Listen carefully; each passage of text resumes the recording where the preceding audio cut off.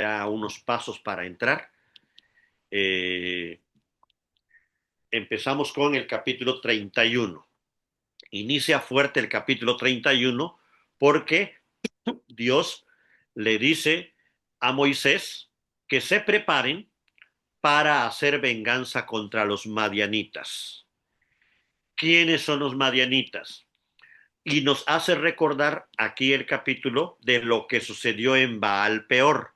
Cuando vino Balaam, el profeta falso, quiso maldecir a Israel, Dios se lo impidió y de su boca solo salían bendiciones, pero ahora el texto nos va a indicar qué hizo Balaam de manera tramposa, y podemos deducir, a él lo motivaban el dinero, lo motivaban porque él vino con Balac, el rey de Moab, para hacer esta maldición porque le iban a pagar dinero. Era un profeta que vendía su trabajo, digamos, ¿no? ¿Y qué no nos los dice la narración anterior de Números? Ahorita nos va a decir Números 31 que él aconsejó a Moab, al rey de Moab, para que sus mujeres sedujeran a los hijos de Israel.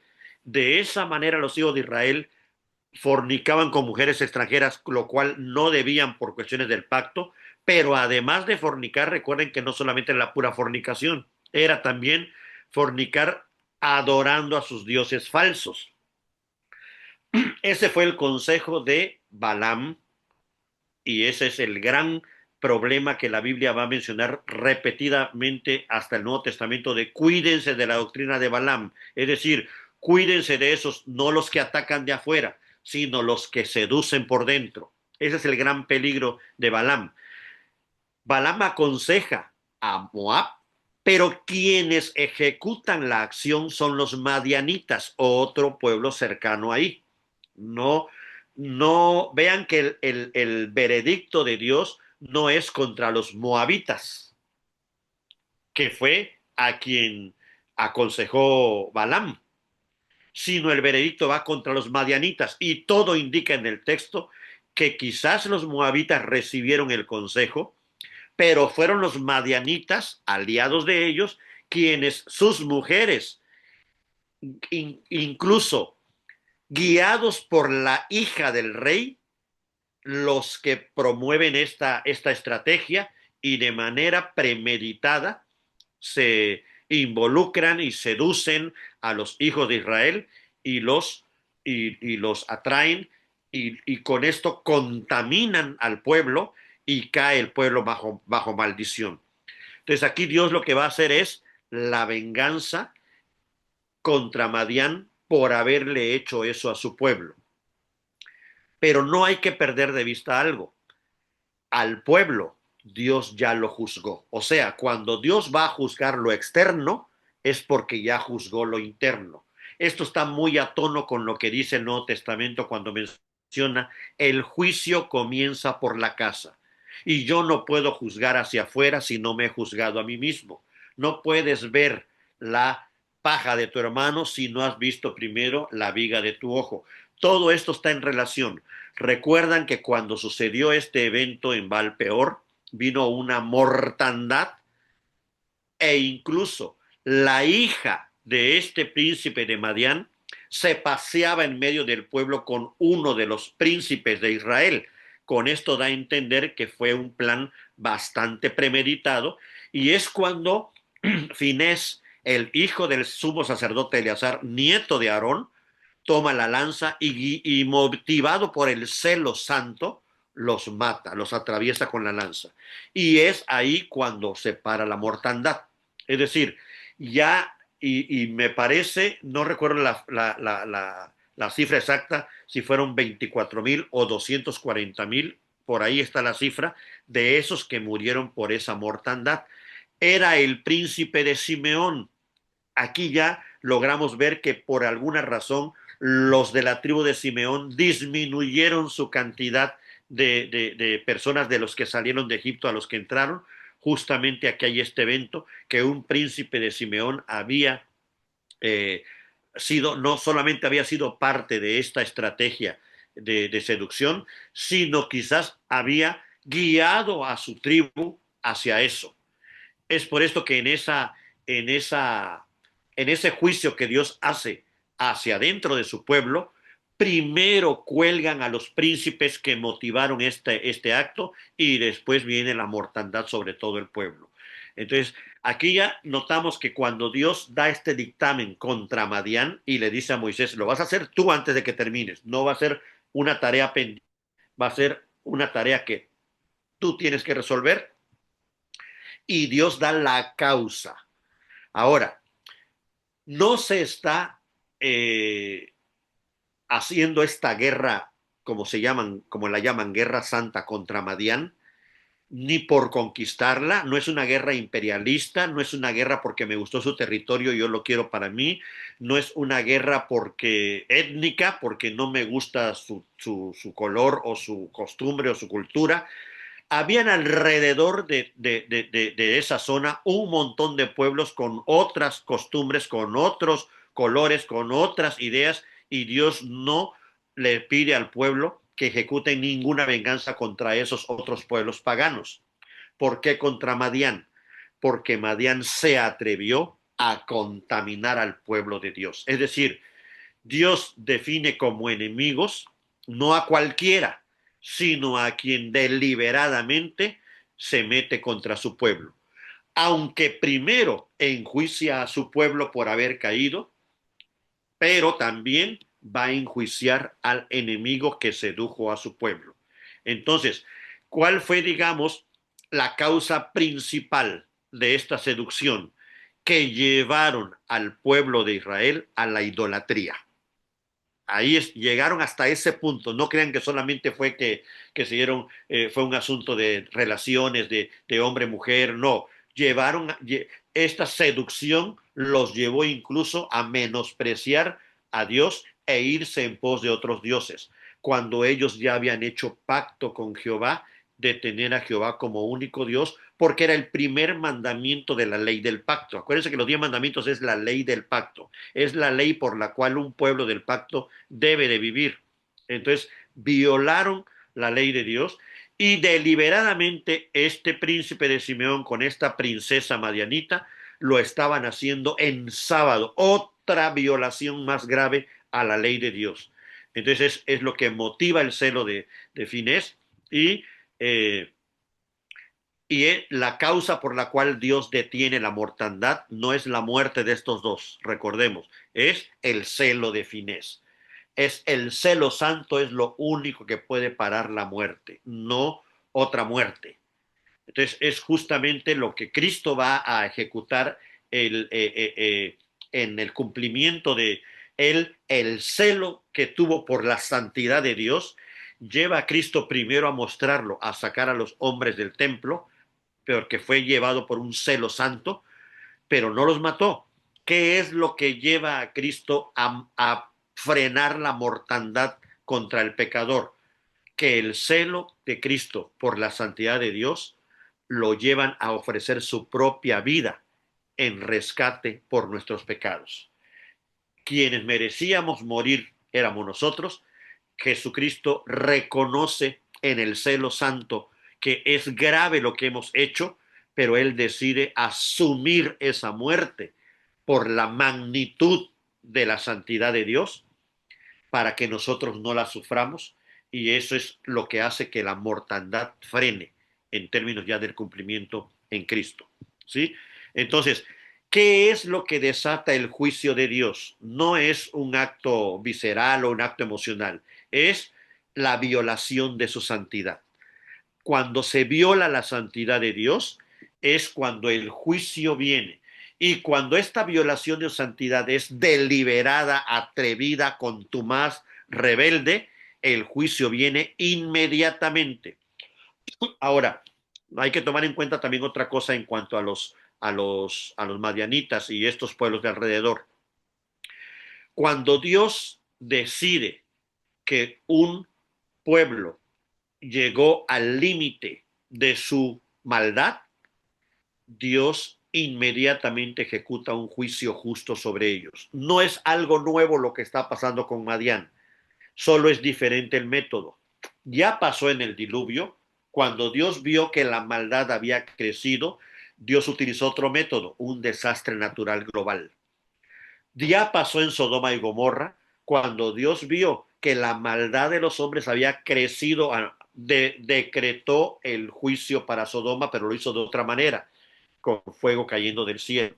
Es decir, Dios, cuando una nación, un pueblo o una persona llega al límite del que Dios en su misericordia y paciencia tolera, cuando ya su santidad está siendo violada de manera atrevida, contumaz, con la mano levantada, con el puño levantado de una manera soberbia, es cuando viene el juicio de Dios. Ya lo vimos en Egipto, no destruyó al pueblo, pero sí Dios levantó juicio contra Faraón y contra Egipto porque no dejaban salir a su pueblo. Entonces aquí ya vemos estos dos elementos involucrados. ¿Cuándo emite Dios un juicio y un dictamen? Cuando ese pueblo o esa persona o esa nación ha llegado al límite de lo que Dios tolera en cuanto a maldad y que ya su actitud, su dureza de corazón no le permite ya dar marcha atrás. Dios dictamina juicio sobre ese pueblo. ¿Qué otra cosa hace que Dios dictamine juicio según estamos viendo? Ya lo vimos en Éxodo y ahora en Números, cuando alguien le hace daño a su pueblo. Son dos cosas que Dios tiene por fundamentales para emitir un juicio inmediato sobre ese que está dañando a su pueblo o sobre aquel que su maldad ha llegado hasta el cielo, como dice la Biblia. Pero los métodos que Dios usa son los que van cambiando de acuerdo a cómo Él mismo los va instruyendo. Al principio, de unilateral, él manda este diluvio, él manda fuego del cielo, él pone las plagas con, con Faraón, pero ahora Dios está implementando un nuevo método, o mejor dicho, una forma diferente de ejecutar su juicio, y es a través de su pueblo escogido. Este método es lo novedoso, digamos, pero no fue inventado por el pueblo, ni siquiera es motivado por el pueblo. Si nos damos cuenta, Israel cuando sale de Egipto salen como esclavos, ni siquiera sabían pelear, ni siquiera eran guerreros. Y ellos vienen pidiendo permiso a los demás pueblos para pasar pacíficamente. Y cuando hay pueblos que no los dejan pasar, tienen que rodearlos porque ellos no saben pelear. Pero hay pueblos que no los dejaron pasar, pero además se les vinieron encima con guerra. Y es cuando Dios le dice, prepárense porque yo los he entregado en sus manos. Entonces el pueblo empieza a descubrir que ganan guerras no porque sean guerreros, es porque es la guerra de Jehová, es la venganza de Jehová y Él es el que hace que ganen la batalla. Y nos recordamos la vez cuando Moisés sube al monte y cuando las manos las levantaba el pueblo ganaba, cuando se le bajaban las manos el pueblo perdía. Esta es otra señal de que no dependía de la fuerza, la habilidad y la capacidad guerrera de ese pueblo, dependía de quién es el Dios que está luchando su guerra. Y aparte, no olvidemos el dato importante. En este momento en el desierto, Jehová es el rey de este pueblo. Él como rey está cobrando venganza de su pueblo. Él como rey está dirigiendo a su pueblo a la guerra. Por esto, esta instrucción de guerra santa, si lo queremos llamar así, esta instrucción es completamente dada por Dios. No la inventó Moisés, no se le ocurrió a Moisés, no fue un concilio entre todos los ancianos para que dijeran, oigan, ¿qué tal si antes de movernos nos vengamos de los de Madián? Fue Dios quien instruye a Moisés directamente y le dice cómo van a hacer esta venganza. Y no solamente Dios le dice la causa, también le dice el propósito, desterrar toda idolatría y destruir a quienes llevaron al pueblo a la idolatría. Pero además también le dice el método, van a matar a estos, a estos, a estos, pero a estos no. Hay toda una clasificación, mujeres y niños no, pero las mujeres, las adultas y las que han estado con varón sí, porque ellas son las que sedujeron, y hay toda una serie de recomendaciones que Dios hace, lo cual indica que no es una guerra étnica, no es una guerra de nosotros somos de una raza y ustedes de otra, es porque estas personas que quedaron vivas luego vinieron a formar parte del pueblo y tampoco era una guerra imperialista para tomar posesión de esa tierra, porque no era por ahí la tierra que Dios les iba a dar. Solamente fue una guerra para que esta venganza divina, que es justa, que es santa, se hiciera patente al pueblo ante un pueblo que había tramado y había planeado destruir a Israel. ¿Cómo podemos ver esto en el Nuevo Testamento? Precisamente Cristo como rey de la iglesia, así como Dios se manifestó como Jehová rey de Israel en el desierto, Cristo como rey de la iglesia, su ira es contra todos aquellos que violan la ley de Dios, pero su ira decidió postergarla hasta el último día de su juicio final. Es decir, no se ha eliminado la ira de Cristo, sino se ha postergado por su misericordia. Pero por eso se le llama el último día, por eso se le llama al último día el día de la ira o el día del juicio final, donde vendrá justamente esta acción divina que ya vimos en el diluvio, en Sodoma, en Éxodo, vendrá para todas aquellas naciones que menospreciaron a Cristo como rey. Pero también Cristo vengará a aquellos quienes le hicieron daño a su pueblo, a aquellos que lo sedujeron, a aquellos que todo el tiempo estuvieron eh, eh, involucrándose adentro de su pueblo para que su pueblo pecara. Sin embargo, no hará este juicio hasta que primero haga el juicio al interior a la iglesia. Primero la iglesia es purificada, pero también Cristo hará el juicio contra todos aquellos que sedujeron a la iglesia. Y ahí está incluido obviamente el diablo y todos sus ángeles. Aquí ya nos está mostrando este momento Dios en el desierto, que Él va a vengarse de aquellos que dañen a su pueblo, pero se va a ir directamente contra los que lo sedujeron y lo hicieron pecar. Sin embargo, su justicia hace que esta venganza externa no pueda efectuarse si antes no hace el castigo interno contra aquellos del pueblo que hayan caído presas de esta seducción. Entonces, vemos que este movimiento en números es interesante. Este acto de la guerra santa, como hoy se le llama, es externo porque ya sucedió el interno. Entonces, esta manera actual de usarla de que sí, vamos a pelear contra los de afuera, pero sí, mírate adentro, ¿cómo estás?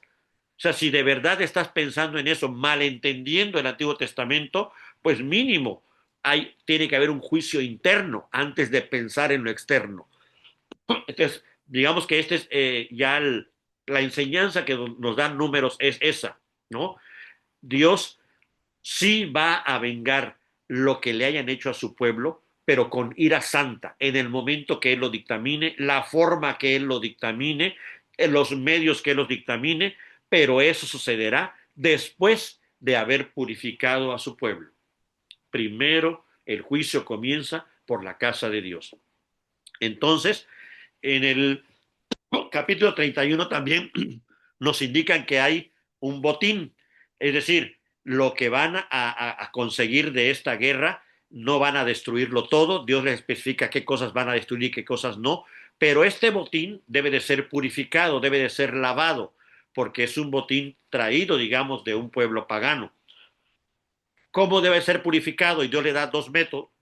Primero dice, lo que soporte el fuego, lo purificarás con fuego, como los metales. Lo que no soporte el fuego, lo purificarás con agua. Otra vez Dios indicando las dos maneras correctas de purificar, el agua y el fuego.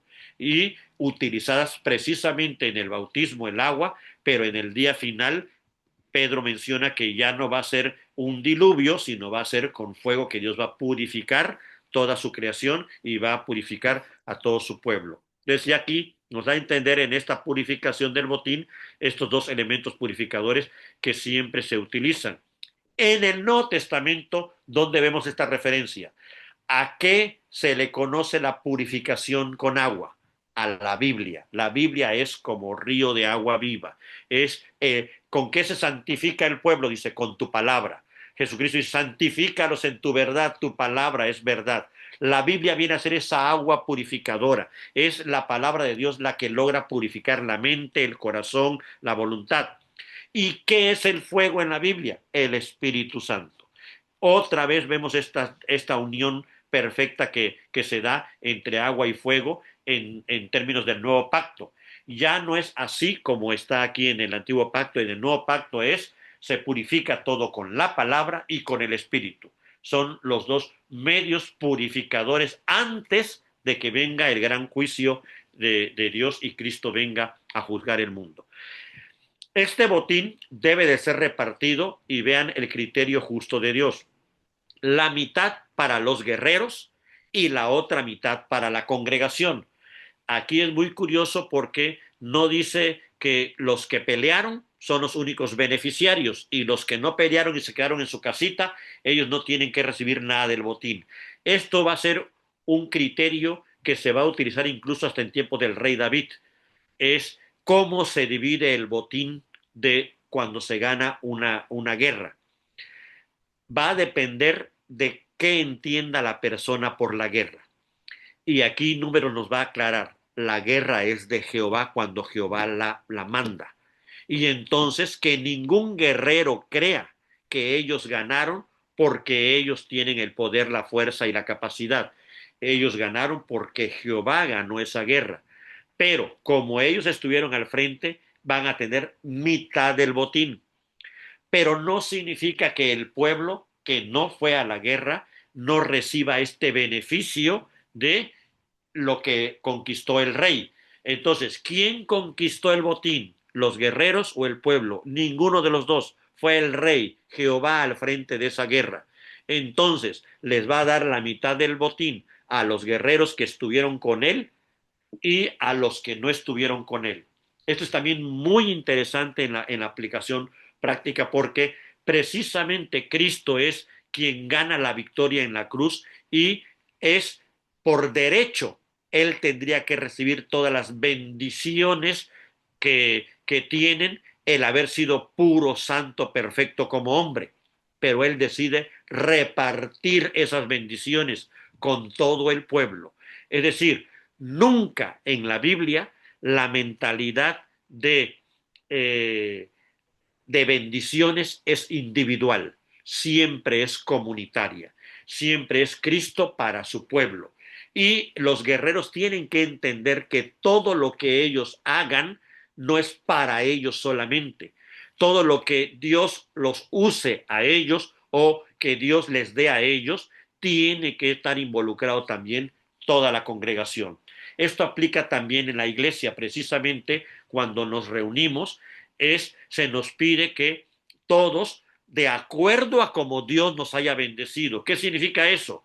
Que precisamente uno tiene que recordar que eso que obtengo no es por mi propia capacidad ni mi propio esfuerzo, es porque Dios me lo está dando. Y entonces una parte, digamos, es para mí, pero la otra parte también es para compartir a la congregación, al pueblo de Dios. Y de ahí es donde viene el concepto teológico de las ofrendas. No es un asunto individual en donde yo le doy a Dios de mí mismo, sino es, dice Salomón, ¿qué podemos darte si todo es tuyo y de lo recibido de tus manos te damos?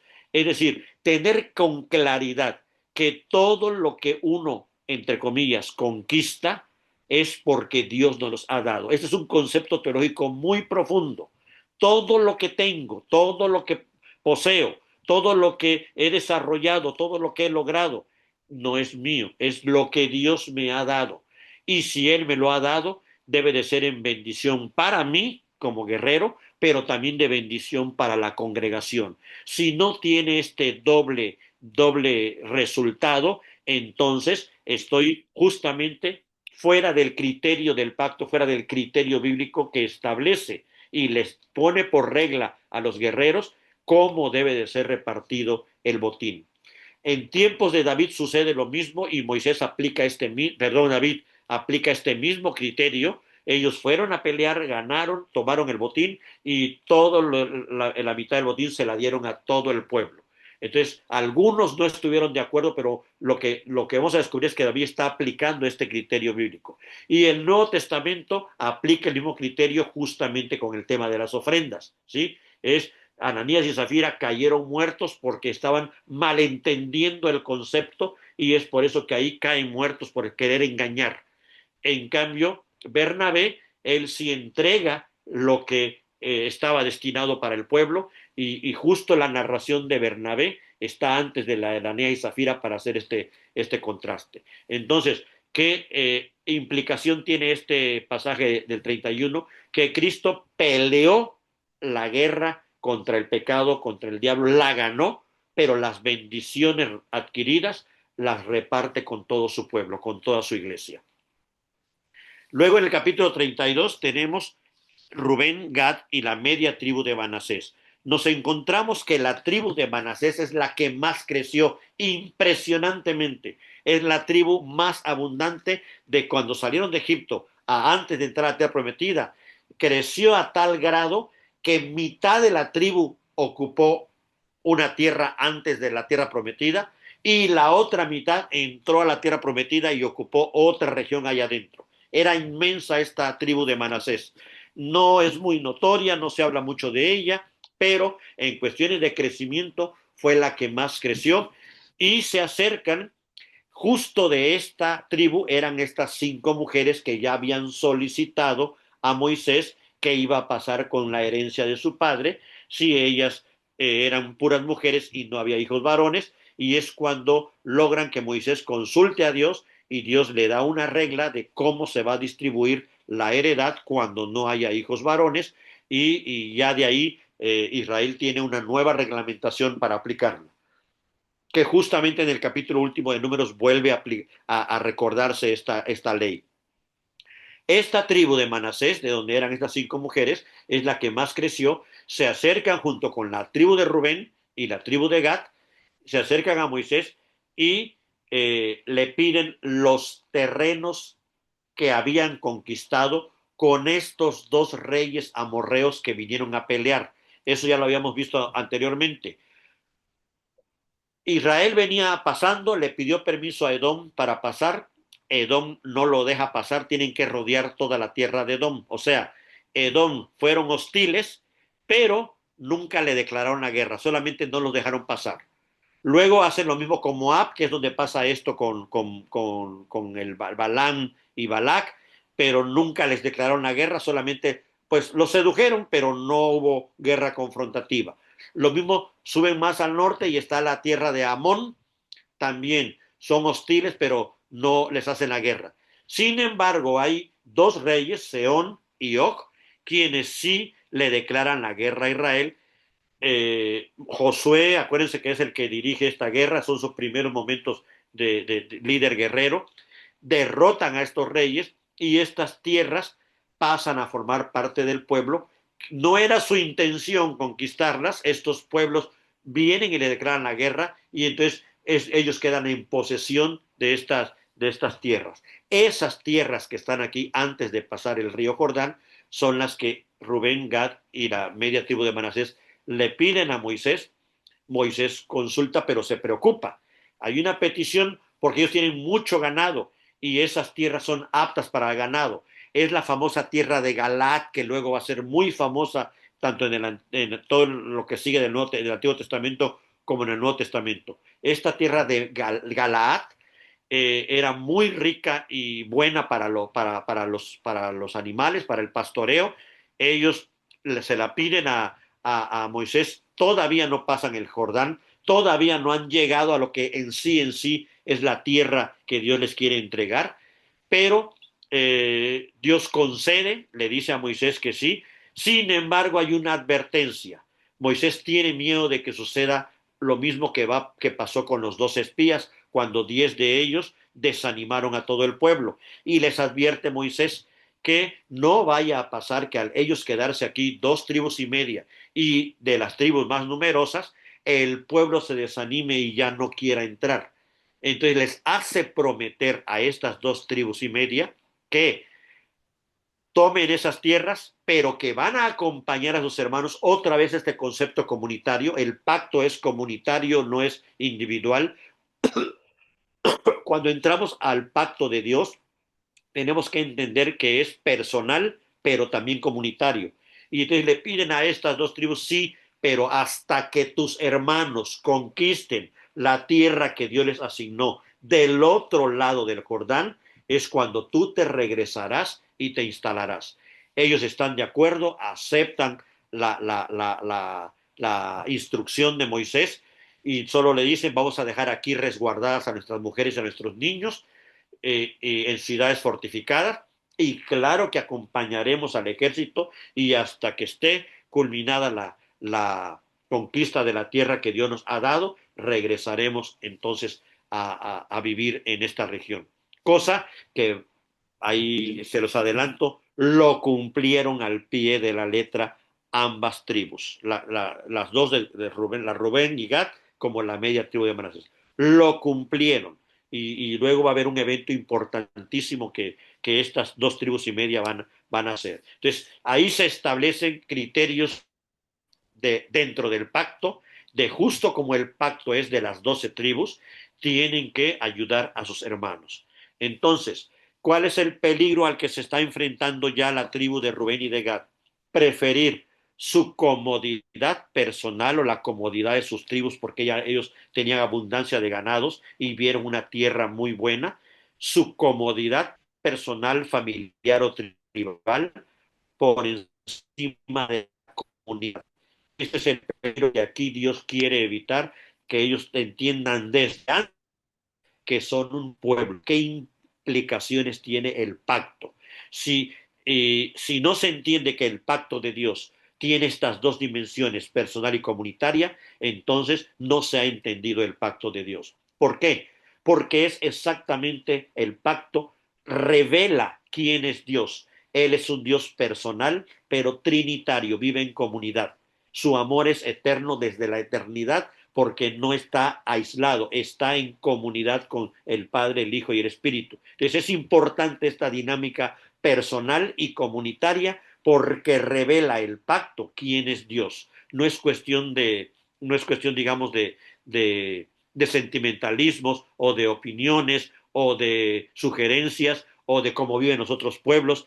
Es cuestión de reflejar realmente quién es el Dios de ellos. Es por eso tan importante todo esto que se está manifestando, ¿no?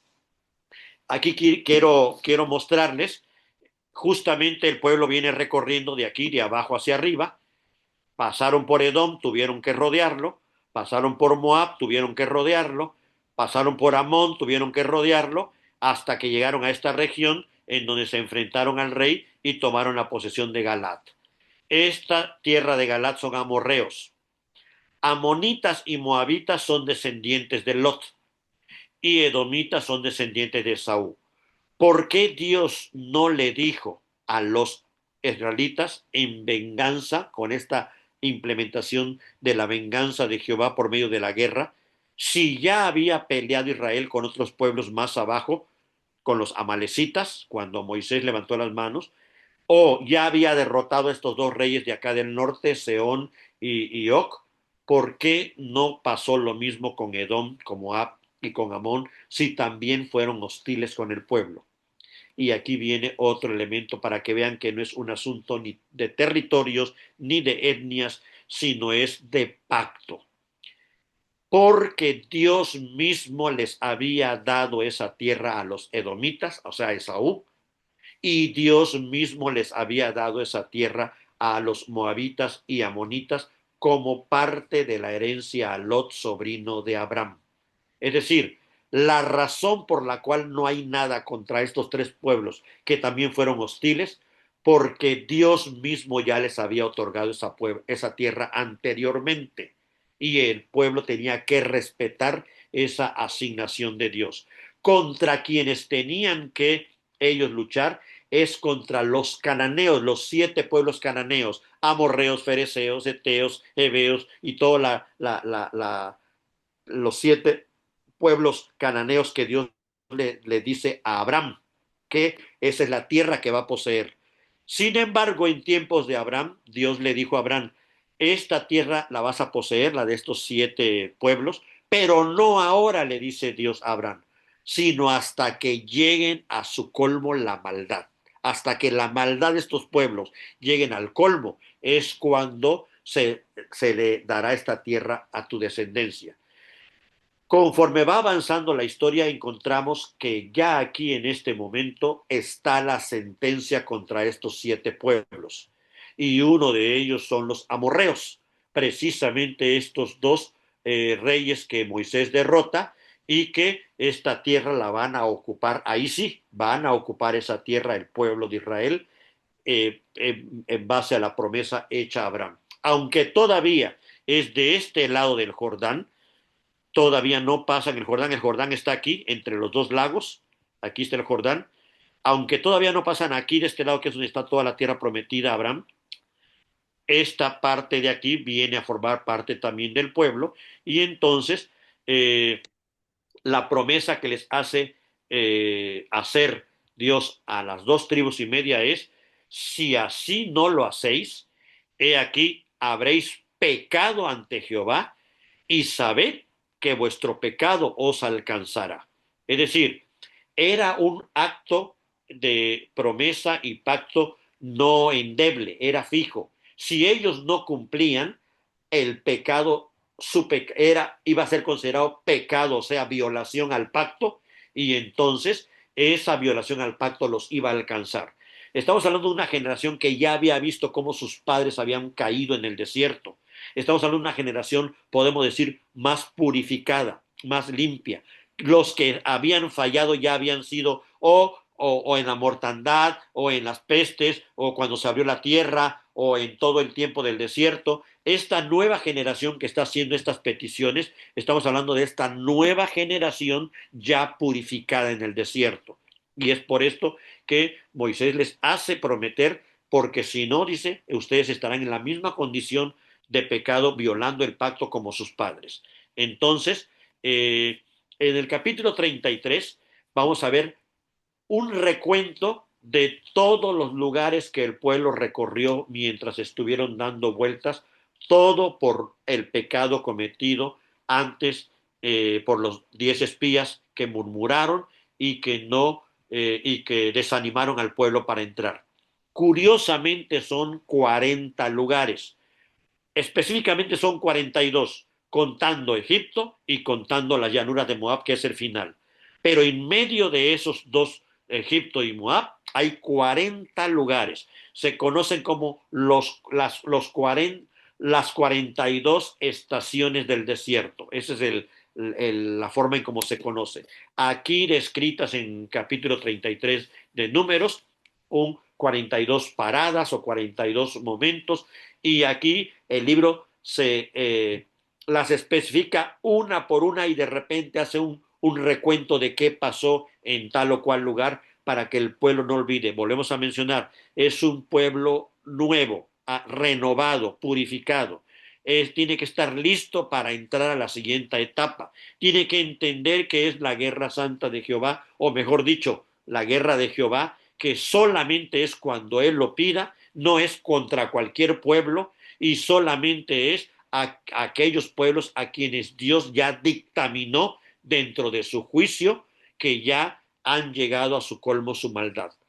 Tampoco es una guerra por territorios, tampoco es una guerra por etnia, es una guerra que Jehová dirige en base a su juicio. Y eso es lo que va a pasar con Josué. Esa generación de Josué, podemos decir que es esta misma de la que estamos hablando, esta que entró a la tierra prometida, fue la mejor generación de todo este recorrido histórico. Es una generación que sí entendió bien qué era lo que Dios quería de su pacto y lograron entrar a la tierra prometida bajo los criterios del pacto, actuando conforme a Dios les iba indicando y combatiendo solo las ciudades que Dios les indicaba combatir por el método que Dios les indicaba hacer. No era un asunto de ellos, no era un asunto personal, ni era un asunto militar. Era algo, era un juicio de Dios. Entonces aquí es donde la guerra entra como uno de los modos de que Dios enjuicia a los pueblos, además de los otros que ya vimos, ¿no? Podemos decir que hay en la Biblia como 7 formas con las que Dios emite juicios históricos. Ya vimos que con desastres naturales, ya vimos que con pestes o enfermedades, ya vimos ahorita con guerra, que si hambrunas, que si abandono, por ejemplo, también es una manera. Dios los abandona en manos de un pueblo y ese pueblo los hace sus esclavos o sus servidumbre. Entonces hay varias maneras en que Dios ejecuta juicios históricos que ahorita vamos a analizar cuáles de esos continúan en el nuevo pacto y cuáles ya no. O mejor lo digo de una vez. En el nuevo pacto no tenemos nosotros para nada la atribución de decir qué desastre natural es juicio de Dios y cuál no, qué guerra es juicio de Dios y cuál no, qué hambruna, qué peste, qué epidemia, eso es exclusivo de Dios. ¿Por qué en el Antiguo Testamento sí se podía decir con seguridad? Porque había personas inspiradas por el Espíritu que podían interpretar esas señales y dejarlas por escrito para que entendiéramos qué significaban esas señales. Pero después de cerrado el canon, ninguno de nosotros tiene el poder, ni la atribución, ni la iluminación para saber, y por eso debemos tener cuidadosos a la hora de decir, sí, esa guerra es porque Dios está enjuiciando a ese país. Esa enfermedad que le cayó a esa señora es porque es muy pecadora. Sí, eso es un atrevimiento que está fuera de los límites del nuevo pacto, porque el único que hace el juicio es Dios y el único que sabe las causas y los métodos y las consecuencias finales, propósitos, es Dios. Es decir, cuando vemos a alguien de la iglesia que se enferma y de manera apresurada decimos es que Dios algo le está queriendo decir, no olvidemos que Jesús mismo en una ocasión cuando se cayó una torre y vinieron a hacerle esa pregunta, él dijo que no podemos juzgar así a la ligera, que si fuera por ser malos, todos moriríamos inmediatamente. Los desastres no vienen porque alguien sea bueno o sea malo, o no mueren en un terremoto los malos y se quedan vivos los buenos, o no mueren en una guerra los malos y se quedan vivos. Eso es una manera muy torpe de entender la escritura. La forma correcta es después, en el nuevo pacto, los desastres vienen para todos, las calamidades vienen para todos, como también las bendiciones vienen para todos, pero cada una de ellas, tanto las cosas difíciles como las cosas, digamos, como tanto las bendiciones como las adversidades, Dios las pone tanto a creyentes como a no creyentes para fortalecimiento de la fe de los creyentes, para llamado al arrepentimiento de los no creyentes. Es decir, puede al mismo tiempo sufrir una enfermedad un creyente y un no creyente, y para uno le va a servir de fortalecer su fe y para el otro le va a servir de llamado al arrepentimiento. Pero lejos está de nosotros el interpretarlo. Eso es algo entre Dios y la persona. Pero nosotros no podemos atribuirnos este juicio divino de decir esto fue por esto, porque ni somos profetas, ni somos inspirados por el Espíritu. Nosotros solo somos iluminados por el Espíritu para entender lo que ya está escrito, pero ninguno de nosotros está inspirado como para dar nueva profecía, nueva juicio, nueva advertencia, más que lo que Dios ya estipuló en su palabra.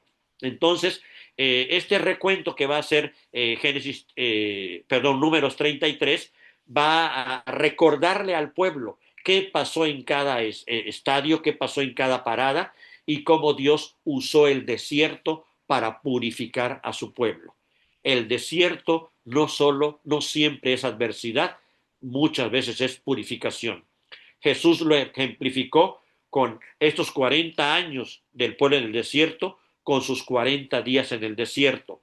En el caso de él, estos 40 días de adversidad fueron precisamente de fortalecimiento de su ministerio, de tal manera que al término de los 40 días, inmediatamente el diablo lo tentó, como cuando sedujeron a Israel para ver si caía.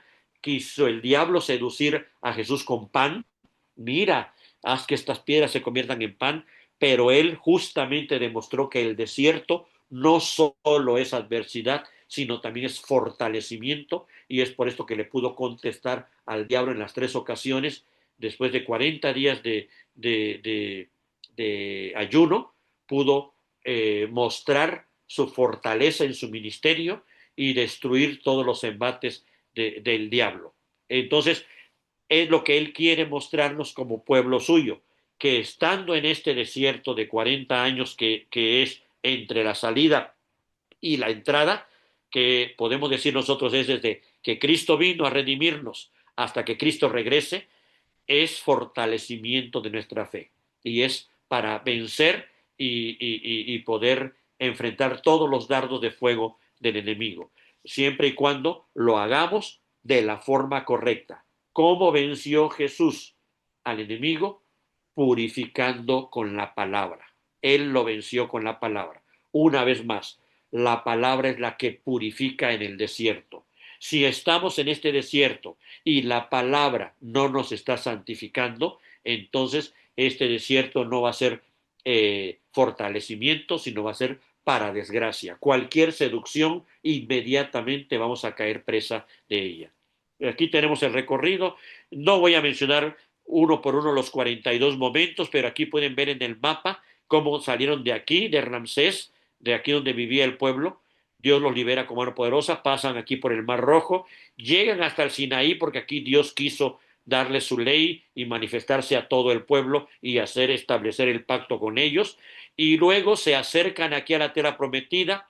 Aquí tienen dudas por los 10 espías. Dios los condena a estar, el primer juicio de Dios es condenarlos a dar vueltas en el desierto, pero no poseer la tierra prometida, no entrar a ella.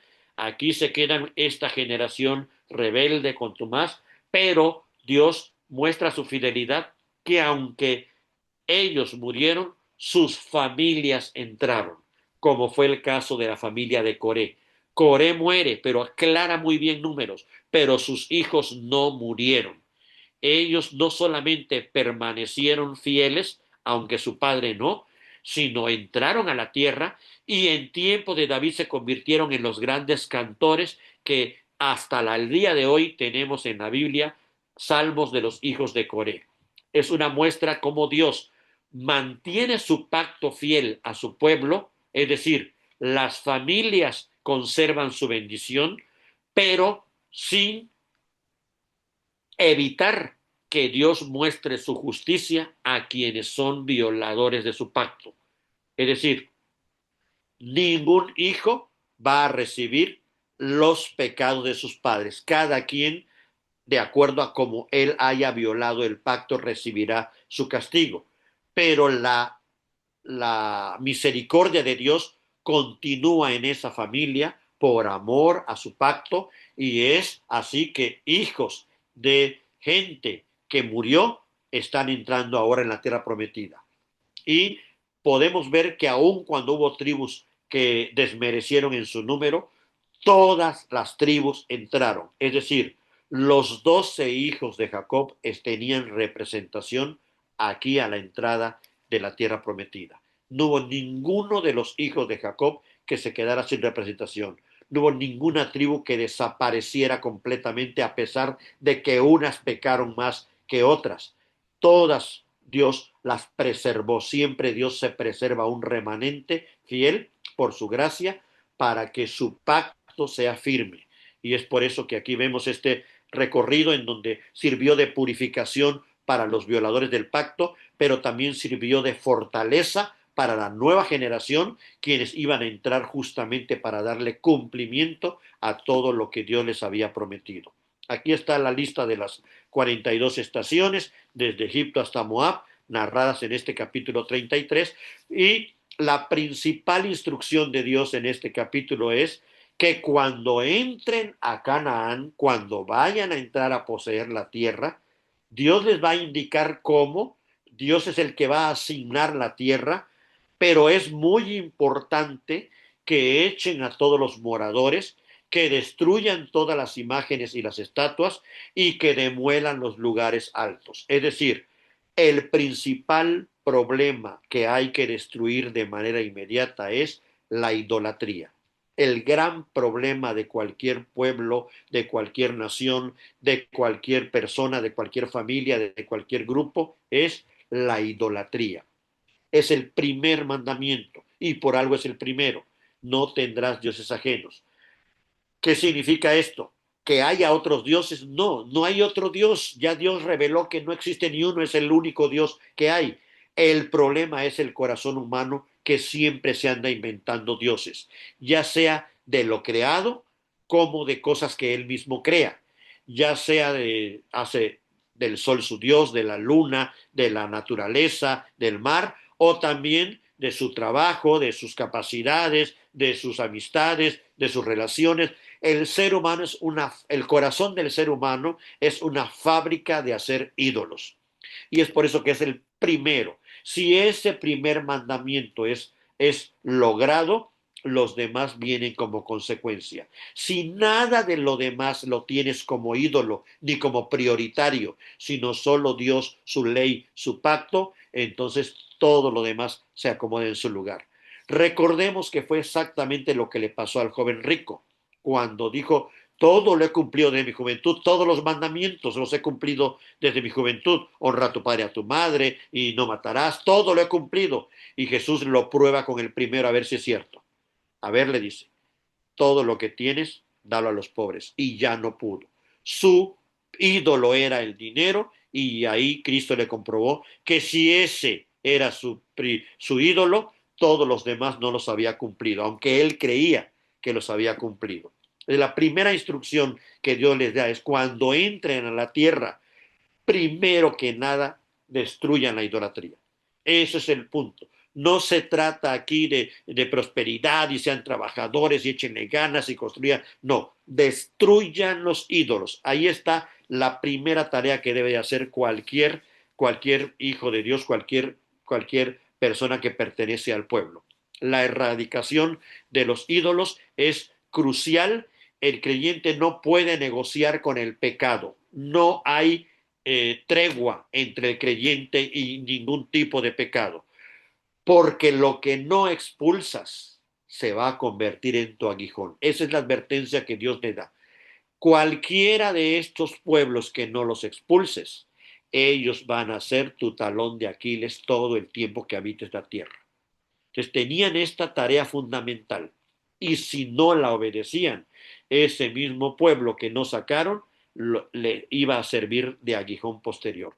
Es un símbolo también en este recorrido histórico de números de lo que es la tarea del creyente. Pecado que no expulsemos de nuestro corazón es el que va a estar recurrentemente regresando a dañarte, a lastimarte, a desanimarte, a hacerte caer. Jesús viene a significar en este capítulo el nuevo Israel y él purificó el templo y es el único que puede purificar nuestros corazones por el Espíritu, como lo hace Cristo. Con el poder de su palabra y de su Espíritu, expulsa todos los ídolos que se encuentran en el corazón. Esa es la gran tarea. Y eso es lo que el creyente tiene que saber. ¿Para qué leemos tanto la Biblia y pedimos la dirección de su espíritu?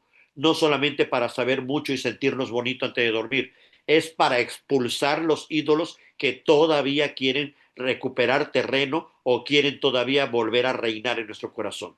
La principal tarea es expulsar todo aquello que ocupa un lugar prominente por encima de Dios o incluso a la par de Dios.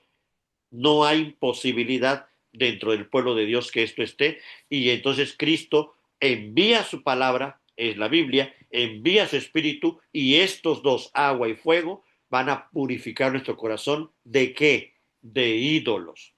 Vuelvo a insistir en esto porque es muy importante. leer la Biblia y conocer mucho y saber mucho no es suficiente. No es la razón por la cual Dios quiere que escudriñemos su palabra. La verdadera razón es, primero, para purificarnos, para que su palabra nos santifique, nos purifique. Segundo, para vivir como Él es. Esa es la verdadera razón. Y esto es lo que está entendiendo esta nueva generación en el desierto. Luego en el capítulo 34 Dios mismo les indica cómo va a estar distribuida la tierra y de qué manera va a estar acomodada. No son ellos los que la definen. Vean este pequeño mapa. Aquí en medio quedó el río Jordán. Aquí están los dos lagos, el mar Muerto y el mar de Galilea acá arriba. De este lado quedó la tribu de Rubén, la tribu de Gad y la media tribu de Manasés. De este otro lado, cuando entran a la tierra, vean cómo quedaron repartidas las tribus. ¿Por qué unas más grandes que otras? Porque la tierra iba a ser repartida proporcionalmente a las familias. No era equitativamente lo mismo para todas. Dios no se maneja así de que parejo a todos. Dios maneja mucho la idea de proporcionalidad. Como ofrendas, no es por cuotas parejas, es de acuerdo a como Dios te haya bendecido, proporcionalmente. Como Dios reparte la tierra, no pareja para todos, proporcionalmente a las familias.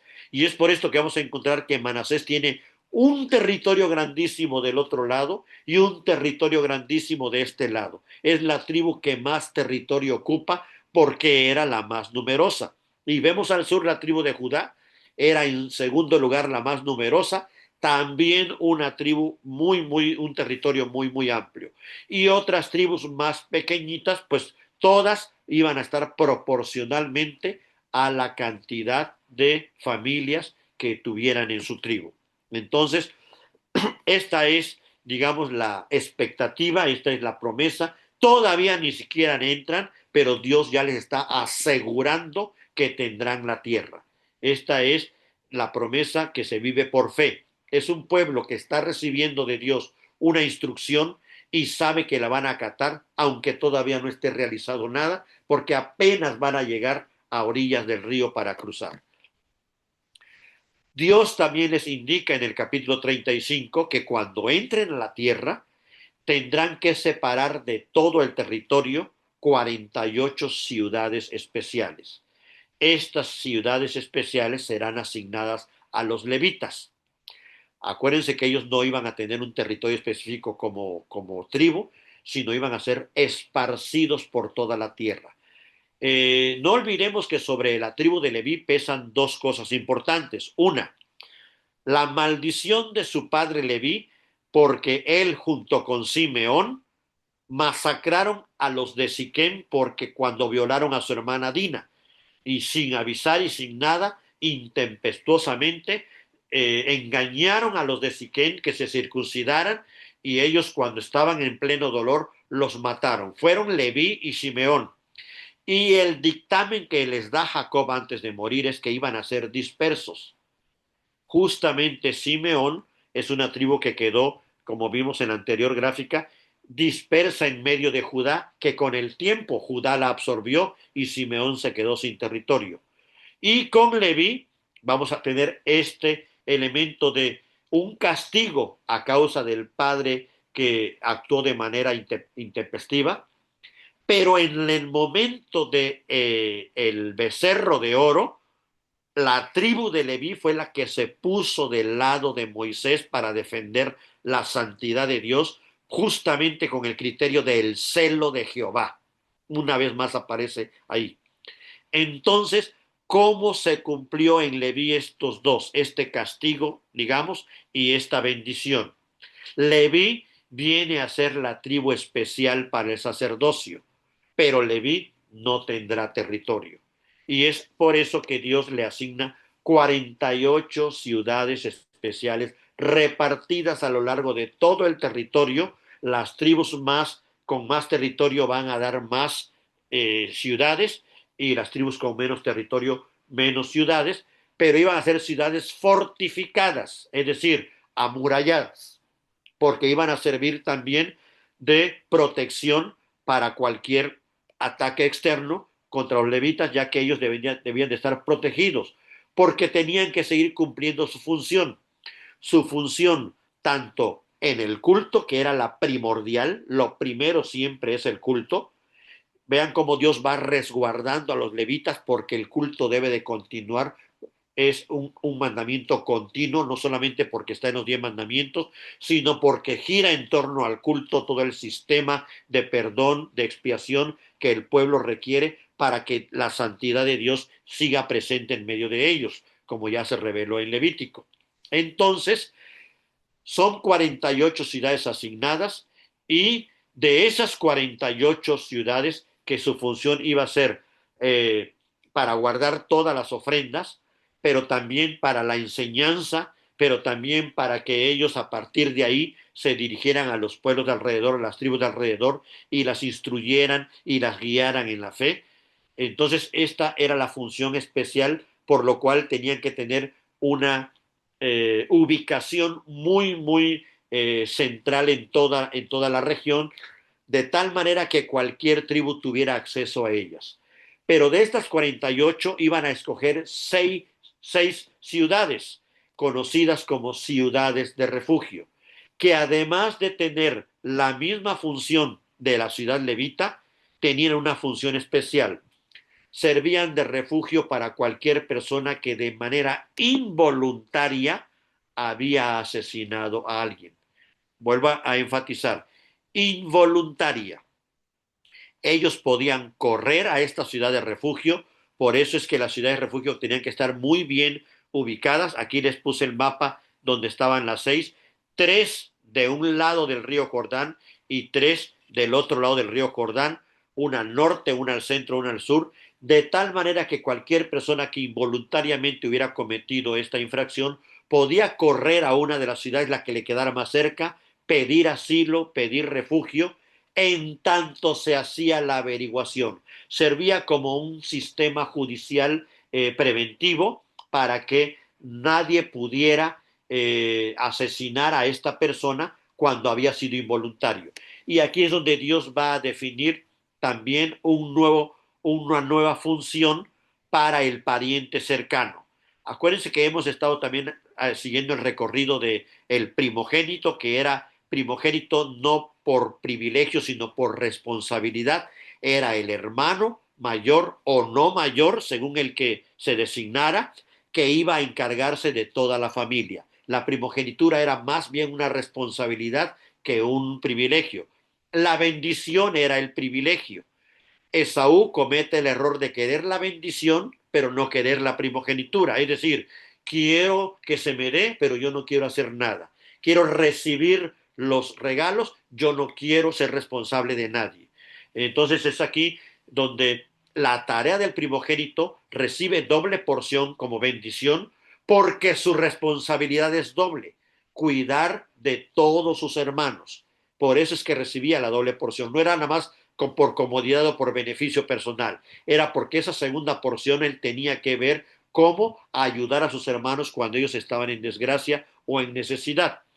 Esta función del primogénito no desaparece, se va ampliando con las leyes que Dios le da al pariente más cercano, al Goel, al Redentor.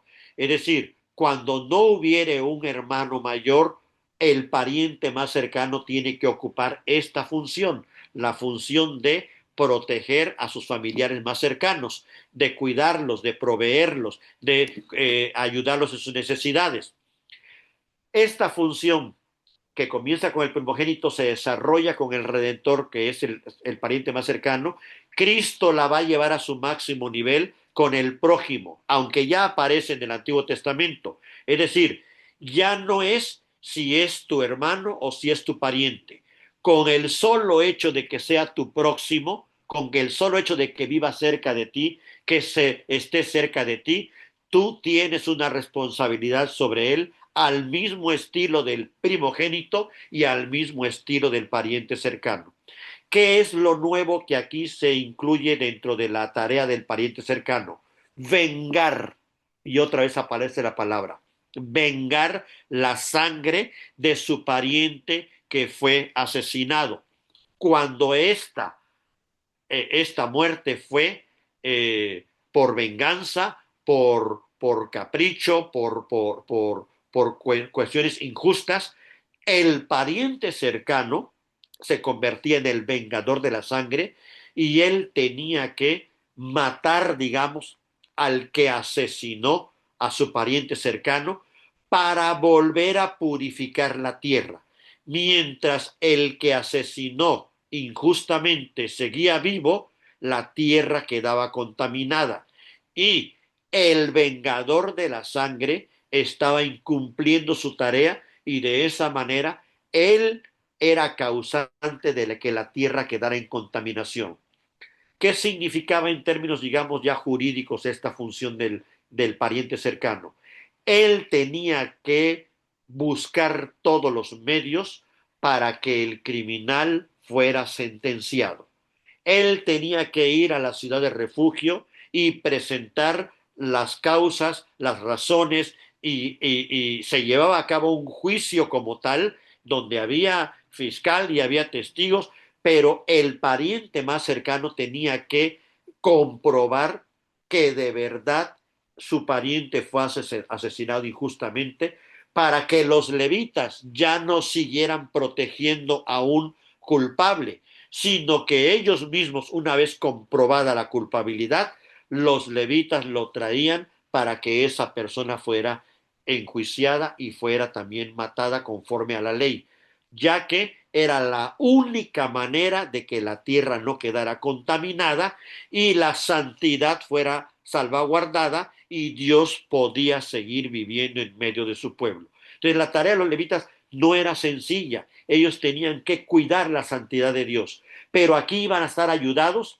con el vengador de la sangre. No era una venganza visceral, era un mandamiento de Dios precisamente cuando un pariente había sido asesinado de manera injusta, de tal manera que se tenía que comprobar. Vean ahí todos los elementos que indica el capítulo de que no tuviera rencor contra él, que no hubieran tenido un conflicto anterior, o sea, era toda una indagación que tenía que haber para que no quedara la tierra contaminada.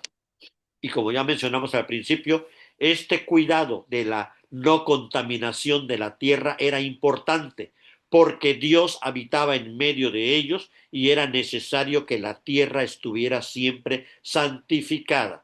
Dios estaba dando las instrucciones de cómo mantener limpia la tierra. Se me pasó decirles, pero precisamente cuando luchan contra Madián en el capítulo anterior, los que regresan de la batalla tienen que quedarse 7 días fuera del campamento purificándose por haber matado o por haber tocado muerto, precisamente para no contaminar al pueblo. Dios está cuidando su pueblo, está cuidando la tierra, está cuidando a los levitas, está cuidando el culto. Todo eso debe ser santo. Ok, les decía yo que lo que Dios está cuidando es la santidad de su tabernáculo, obviamente, de los levitas, que son los encargados del culto, del pueblo y de toda la tierra, ahora que van a entrar a la tierra prometida. Mientras estaban en el desierto, no, pero ahora que van a entrar a la tierra, es en ese momento que también la tierra debe ser santificada. Entonces, recordemos que todo esto es un proceso que va a aplicar mientras el pacto con Israel esté vigente antes de su cumplimiento con Cristo. Ya en Cristo, ya todas las naciones son santas por el Evangelio, porque lo que lo santifica es la palabra. Toda la tierra es santa porque lo que lo santifica es su pueblo en toda la tierra. Y el culto es santo porque Dios habita en donde estén dos o tres congregados, no importa el lugar donde se congreguen.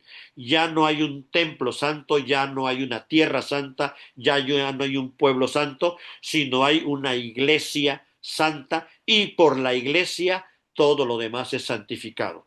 Entonces, es por el pueblo de Dios que Cristo y por el Evangelio, por su palabra, por su espíritu, que Cristo va santificando todo el resto de la creación. Es por eso que es tan importante ir identificando esto que ya comentamos al principio de hasta dónde abarca esto del pueblo de Israel y hasta dónde ya inicia el nuevo pacto con Cristo para que sea aplicado de manera diferente y no de la misma manera que en el antiguo.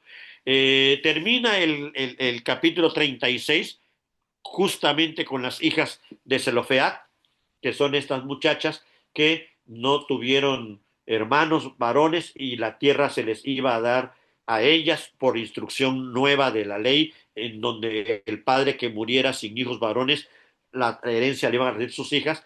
Pero aquí vienen ahora los habitantes de la tribu de Manasés, justamente con un nuevo elemento que se generó a raíz de la anterior ley. ¿Qué va a pasar cuando ellas se casen? Cuando ellas se casen, sus tierras van a pasar a manos de el varón con el que se casen, y si ese varón es de otra tribu, esas tierras pasarán a manos de la otra tribu. Entonces, para proteger nuevamente a la tribu, acuérdense que aquí era importante que Dios mantuviera el linaje de las familias de cada tribu, porque esto indicaba que su misericordia abarcaba no solamente al pueblo en general, a las familias en particular, porque todas ellas estaban bajo el pacto, aun cuando sus padres hayan sido fieles o infieles, cada familia mantenía esta bendición del pacto. Entonces aquí donde estaba ya el problema, iba a pasarse a otra tribu, vienen los de Manasés, lo consultan con Moisés y logran un acuerdo que va a cubrir ambas cosas, tanto que las hijas mantengan la propiedad como que la propiedad se quede con la tribu de Manasés. Y entonces le piden a las 5 muchachas que busquen matrimonio, que busquen pareja, que busquen marido de los mismos hijos de Manasés, para que así esa tierra continúe dentro de la tribu de Manasés. Este también es un mandamiento exclusivo, es histórico, es momentáneo.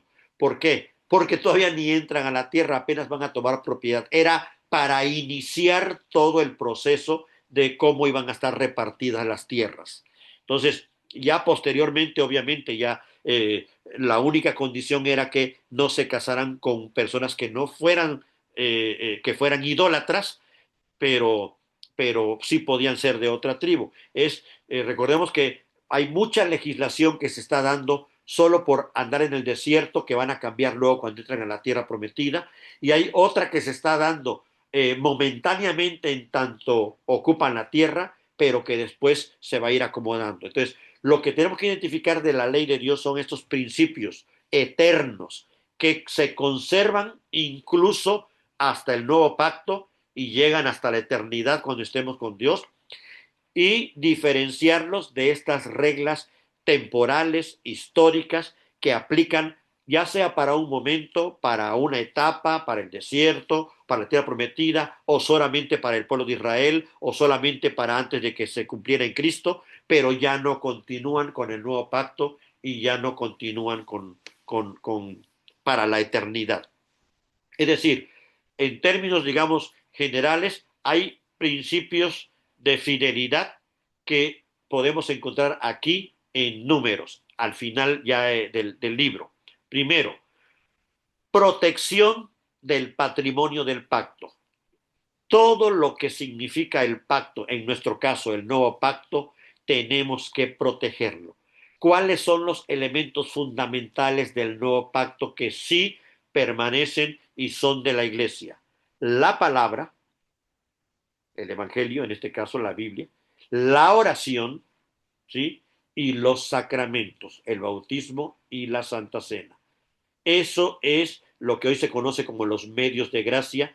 Ese es el patrimonio del nuevo pacto. Es con eso que luchamos. Esa es nuestra herencia.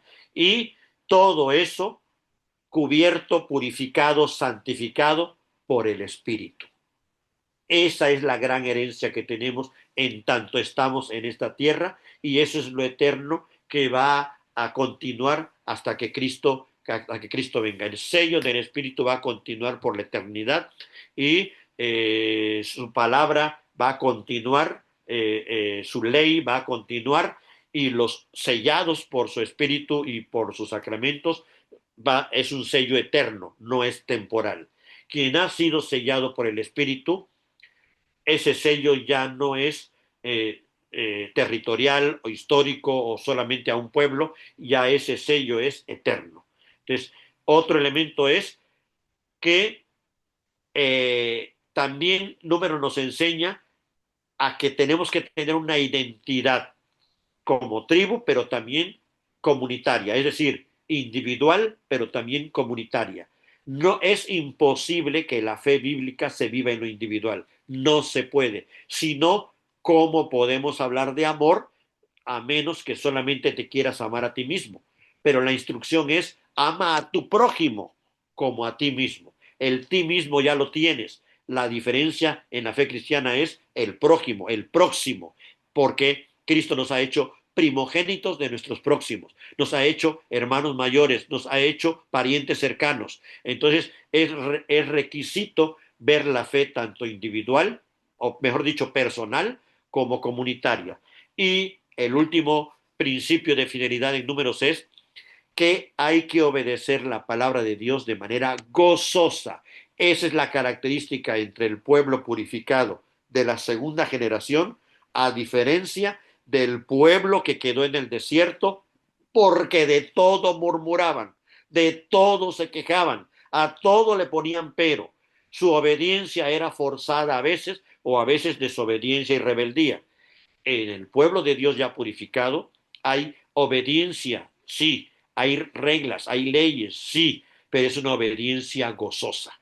El pueblo se goza en obedecer a su rey, porque sabe que lo que la Biblia indica no es palabra humana, es palabra del rey que gobierna a este pueblo en tanto regresa. Hasta aquí la charla.